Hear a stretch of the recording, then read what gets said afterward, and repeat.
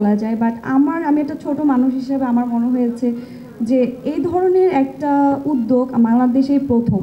So এটা আমাদের জন্য একটা বড় পাওয়া আসলে।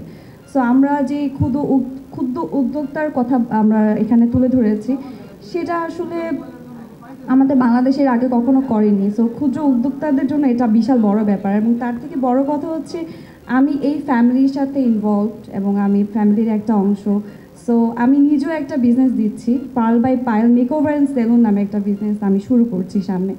সো ওইখানে আমি অনেক প্রোডাক্ট আমি এখান থেকে নিচ্ছি, এবং আমি খুব খুশি যে আমি এই ফ্যামিলির সাথে ইনভলভড এবং এত ভালো ভালো প্রোডাক্ট আমি এখান থেকে নিতে পারছি।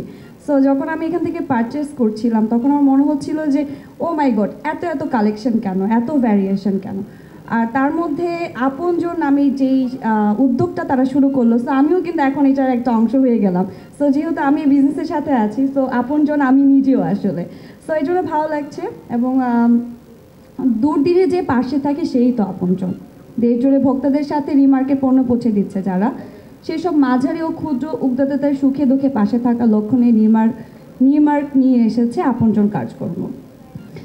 সো সবাই যে এখানে নিজেদের নিয়ে ব্যস্ত, সেখানে নিউমার্কের আপনজন প্রোগ্রামের মতো একটি উদ্যোগ বাংলাদেশেই প্রথম। আমি মোহিত উদ্যোগের সাথে যুক্ত হতে পারে যার পরনে আনন্দিত। থ্যাংক ইউ সবাইকে।